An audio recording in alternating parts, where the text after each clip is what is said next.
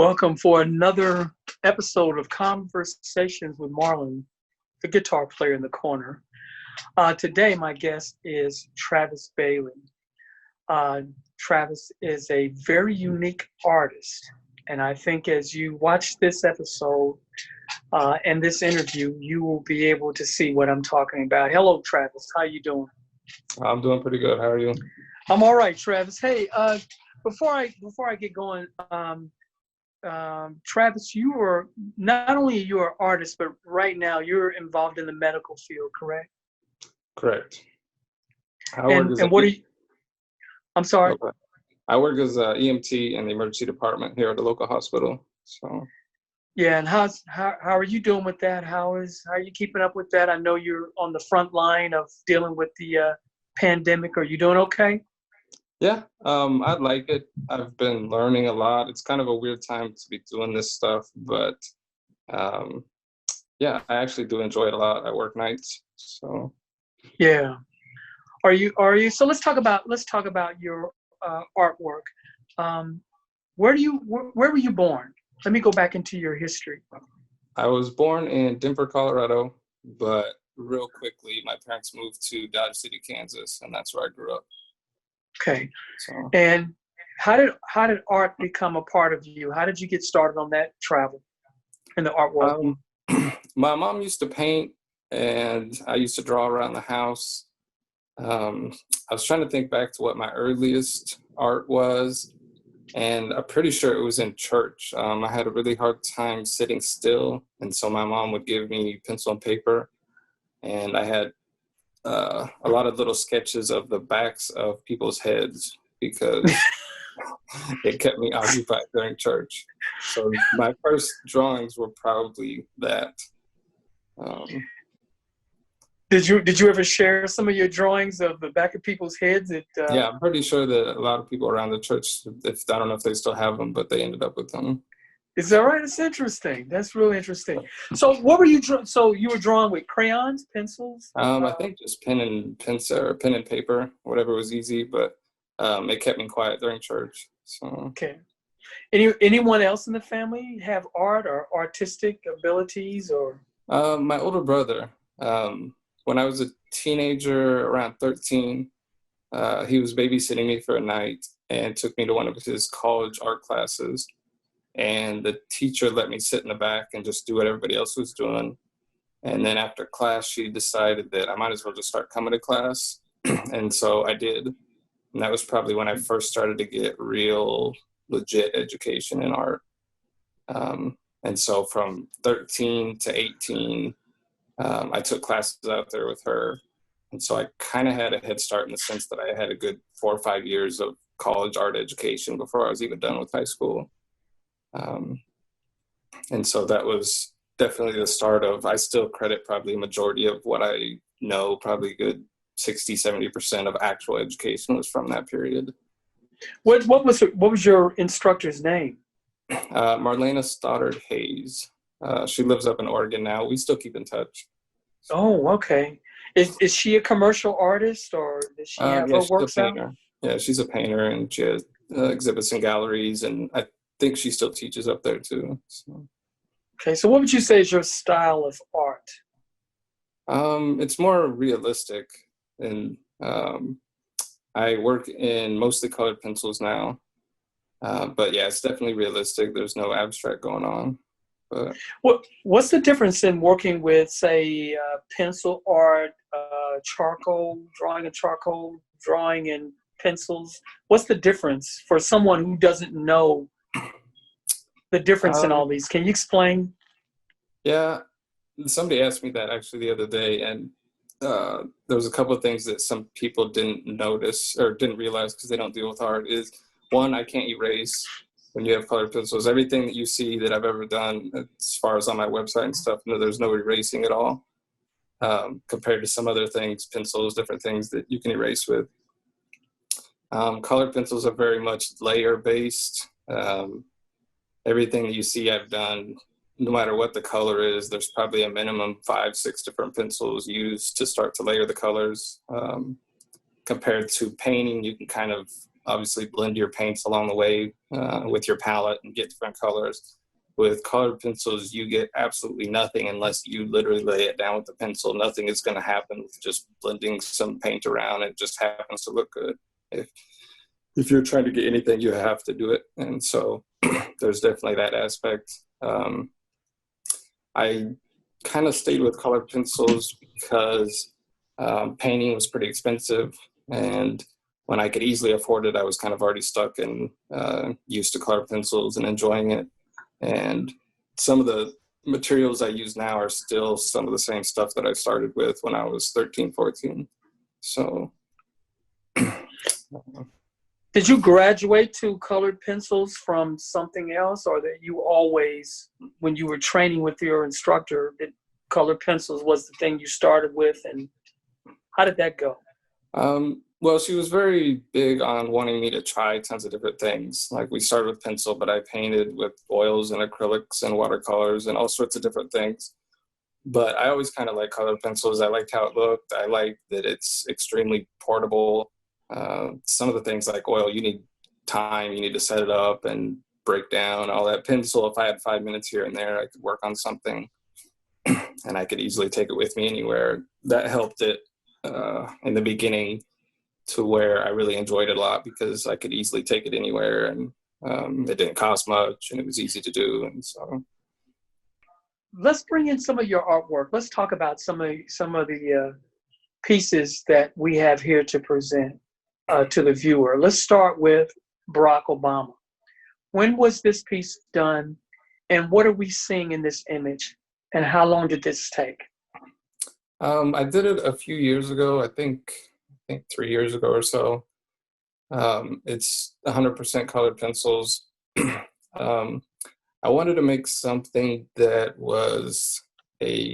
had a historical bent to it. Like there's a lot of art that is not just about him, but any presidents that's kind of glorifying them in a way. And I wanted something that was a little bit more natural and realistic and based in history. And so the background in that is schematics from a slave ship. I was kind of hoping that it would appear almost like a fabric design in the sense that, at least for the first few seconds, a person wouldn't really notice and just think it looks nice or whatever. And then eventually they would hopefully catch what it is.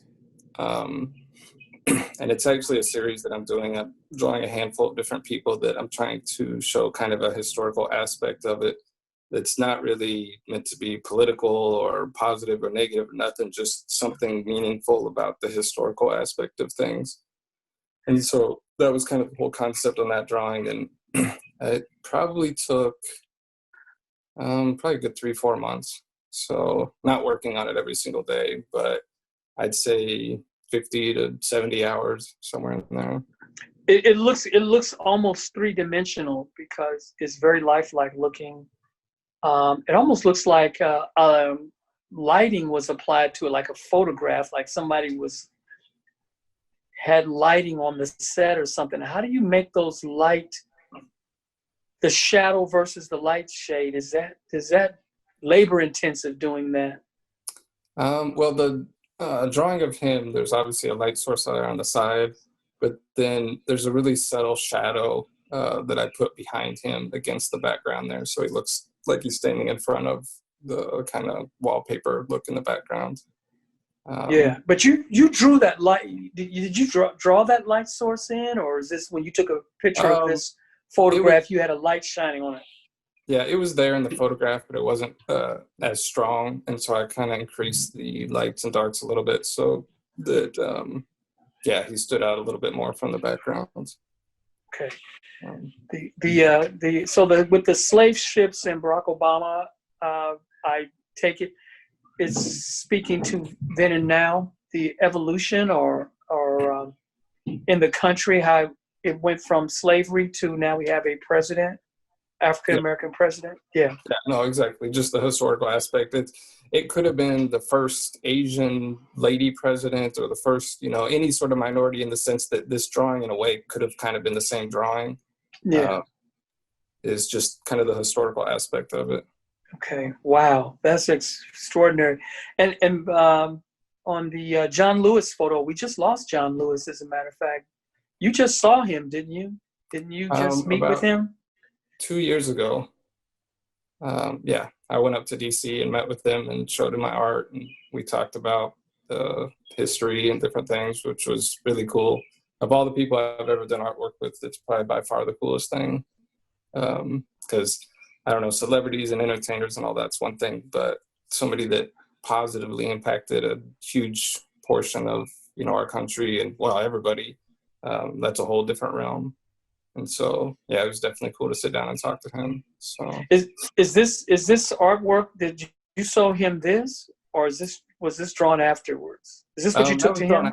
Yeah, that was drawn after I met him, but yeah, he saw all of it. So last I heard that he had a print up in his office of this one. So Oh, okay. So I was going to say, what do you think? But yeah, that says it right there. Okay. The next one. Describe the next one. This is Mel Gibson. yeah, this is entirely colored pencils. The him and the coin was drawn on some brown paper, and then all of that was cut out and glued onto the red paper. So that's how you kind of get the two different colors, even though it's colored pencils. The coin that he's on is the Judas's what is it, 30 pieces of silver, from the Bible, and it's somewhat in the concept of just his whole life. He's had some major ups and downs, and I'm still pretty good friends with a lady that was involved with the first Passion of the Christ, and they're making a second one. And so this was kind of a reintroduction to possibly working with them again if they end up finally getting the second one going. So So the first Passion of Christ, we're talking about the one that Mel Gibson had directed. That one. yeah, and he's making or supposed to be making a second one now. And so It. Oh wow. That first one was rough. That was hard to look at. It was excellent, but it was hard to look at. Wow. Has he seen this? Has Mel Gibson seen this drawing? I've been told he has, but that's about all I've heard. If they actually get the film going, I'll probably hear back more from the people. So Wow. Wow. Okay, so the next one, moving to the next photograph, or picture. I call them photographs because they almost look like photographs to me, so some of them. Anthony Hamilton. What's the story behind this one? Let's see here. Back in college, my first exposure to kind of anybody notable was Casey and Jodeci. I did some artwork that ended up on their website, and that was how I first kind of started to get to know some people out in LA. And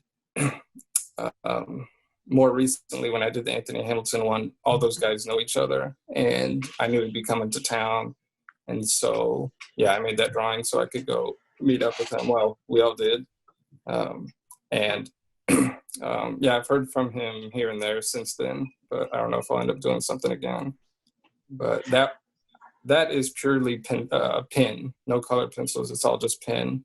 The reason I started doing pen is it's a lot faster than colored pencils. So when people want something sometimes and they need it quicker, I have now a second option of I can do it in pen because, yeah, colored pencils take a long time. So. Yeah, and so this was applied to this background. I have to show this, Travis, because I'm proud that I was able to get backstage with you for him to sign this to me, and it's all because of you. But this is on a brown beige colored and I don't know if it's gray and beige kind of background. Almost makes it stand out. Excellent drawing. I know he was blown away by it. Is what I remember of his reaction to it when you showed him the picture. Let's see. The next one that I want to talk about is who's the group? I forget. What was the name of the group? The four guys With the purple? Yes. Jagged Edge.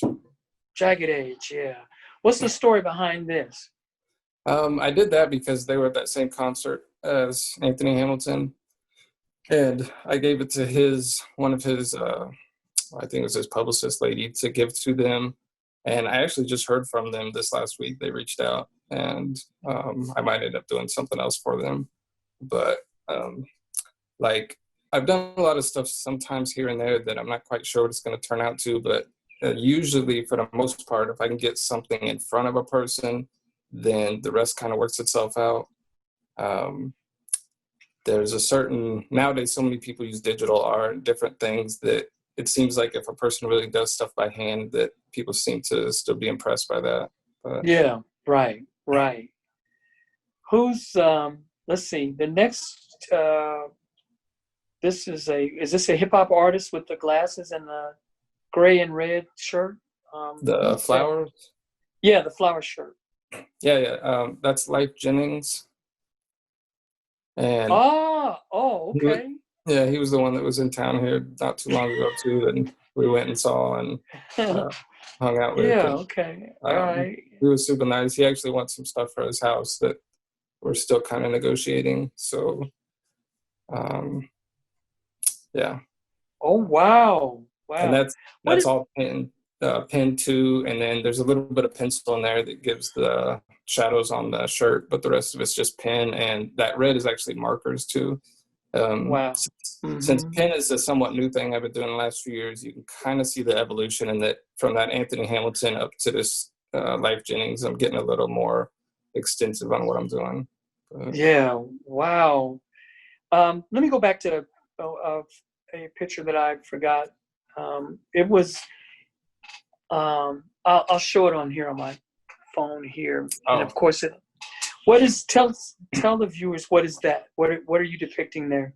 I sent that one over because when I was, yeah, 13, the second art class I took had a little mini field trip, and we went to Colorado, and we all had our little easels out in the middle of the field drawing, and that trip and that kind of time in life is, I think, what solidified me really, really enjoying art, wanting to do it. And so that drawing is when I was that age, out in the middle of the field, just drawing a little landscape thing. And it started raining, and most people went back to the van, and I just stuck out there and just kept drawing. And it's one of my it's one of my earlier, like, really, really getting into art type of moment in life, and that's one of the drawings. So, okay. The next photograph. Uh, what is this depict? It looks like Rome, or what is this?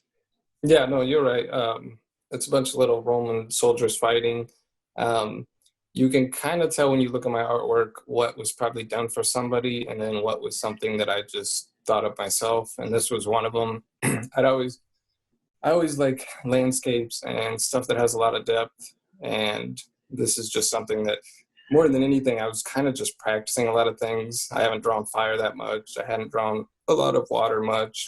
A lot of different people in one scene, and so I added all that in. And um, yeah, it's basically just there's the I think the Roman god Jupiter there in the far background in the center that's kind of disappointed that all the little people are fighting. But Wow. Did you see something that inspired this, or you just thought this up? it kind of came about from just a bunch of different sketches I had, and then I started just kind of putting them together. So Wow, this is amazing, man. The next one, Don Rickles. my That favorite is comedian. now where was this look and that hat looks familiar. Where was this? Did you look at something? Was it a Dick Van Dyke episode? I can't remember. It's, yeah, definitely one of his early days. But yeah, he's my favorite comedian, favorite celebrity, all those things. And so I had to get something of him drawn. And I had a friend that knew somebody that knew him out in LA. And so there had been plans. Actually, I had tickets, everything, to go see him and then meet him afterwards, everything. And like 2 or 3 months before, he ended up passing away. So Yeah, yeah, it that didn't was quite a hurt. huge loss. Some of his celebrity roasts and his appearances on Johnny Carson I sometimes just browsing the internet, go back and look at that. He is just drop dead funny to me. Yeah. I might, you know, he's just funny to me. I'm really impressed. That is very lifelike looking. This is all done in pencil. It's actually black and gray color pencil. I find that I can get a little bit darker blacks with colored pencil. If you have graphite, you're always going to have a little bit of a silver aspect, but with colored pencils, you can really get your true blacks, and then the whole range of values. And so, yeah, I threw that one up there because that's just purely colored pencils. So, or yeah, So just a couple pencils. So. so I remember being in this, and I'm not giving away that I'm 2,000 years old, but I remember being in school and they used to have you buy these crayons, like a box of 64 or 108 or something. How many pencils do you have in your work collection that you use to draw these pictures? It kind of just depends. I mean, that Don Rickles is, I think, 3 pencils and that's it. Um, for the ones that are in full color, it kind of just depends. I usually set out the pencils I'm going to use for the most part before I even start, and I might add in a couple while I go, but I can pretty much tell what I'm going to be using beforehand. And it's anywhere from 10 to 30 pencils. I think the entire set is like 200 or something, but I know there's probably a good 50 or 100 that I've never touched over the years. Wow. Is there a certain paper you put your images on? Um, it's it's a Canson paper, but it's colored. Most of the stuff that I draw on is a brown piece of paper that it starts with. And the reason I use that is because I can control the lights and the darks a lot easier. Like if you have a white piece of paper and you want to end up with white in certain areas of the drawing, then you got to be careful on keeping the paper showing because that's going to be your white. You can't add white.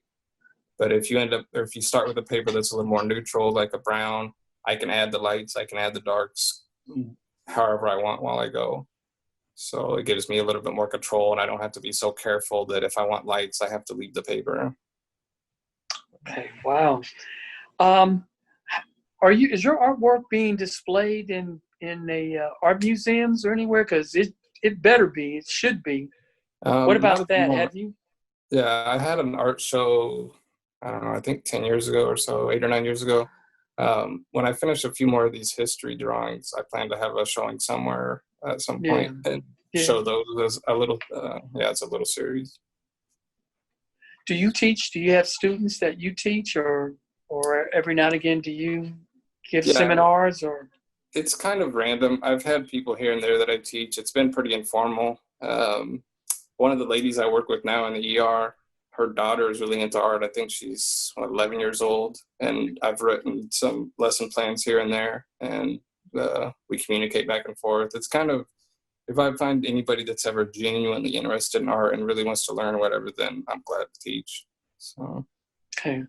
Always ask my guests this phrase from A Tale of Two Cities. It was the best of times, it was the worst of times, as it applies to your journey in pursuit of your art, or even in your life. When I say the phrase, it was the best of times, it was the worst of times, what does that mean to you? What comes to you? What do you mean? Like in the sense of what was probably the biggest struggles for all this stuff and then the best? Yeah.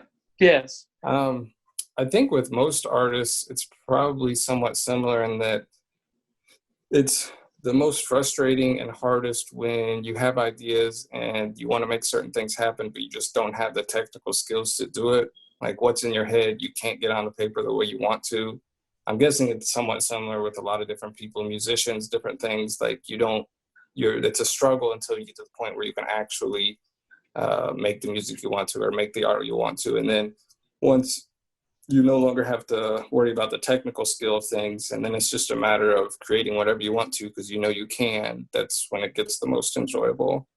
There's nothing really holding you back. It's whatever you possibly think of. I know I can do it now. Compared to before, I might draw it 5 times and it just doesn't look right, and it's frustrating. And I've never had to restart a drawing in years, and so that's when it starts to get more enjoyable. Okay.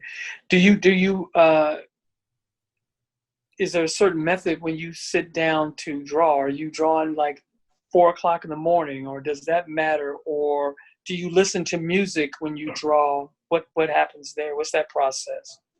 I draw random times, but I'd say 80-90% of the time I draw like 9 or 10 p.m. forward into the night, which since I work in the ER at nights on the weekends, it actually kind of works well. I kind of keep myself on a night schedule during the week. And then I still take classes for the medical degree that I'm going for, but it all kind of works out well that I can keep up my making art at night. And I think there's something to be said for your mind and your body starts to slow down a little bit. You get a little bit tired, and then the creative side comes out a little bit more than right in the middle of the day when you're worried about or thinking about a bunch of different things. Yeah. And I do tend to listen to music a lot. Yeah, when I draw, like almost always. And actually, I have music playing almost all the time at home. So. And I just want the viewer to see. I'm gonna see if I can display this. Oh, okay. Here you go. This right here was a picture of an ER that you sent me. Can you explain this? Yeah. In the ED, I've been starting sketching little tiny cartoon characters with masks on, and I didn't think much about it. I had a couple of them laying around, and some of the nurses and doctors seem to get a kick out of it. So I've been just doing more and more of them and putting them up random places, and it keeps things a little bit lighter, hopefully. For the patients. Yeah, I mean, little kids see it and think it's pretty cool. Also, partially for the workers too, because I mean, we're all in masks and full gear sometimes for 10 or 12 hours with patients, and so anything lightening up things a little bit is sometimes nice. I bet that goes a long way, you know, given the circumstances and a lot of the seriousness of cases that you guys are having to deal with right now. If someone needed to contact you for further information or contact you about doing artwork for them or to see more of your work, how would they reach you? Well, my website is baileyartwork.com, like my last name, Bailey, and then artwork.com. Bailey. Yep, artwork.com. And then there's a contact tab on there that shows my email and how to contact me. So. Okay, well, this has been I'm sorry. No, I was saying then they could just email me whatever questions they got, or requests or anything. So. Well, this has been a very enlightening episode. I really appreciate you coming on, being a guest. You're a fantastic artist. Thank you again. Conversations with Marlon, the guitar player in the corner.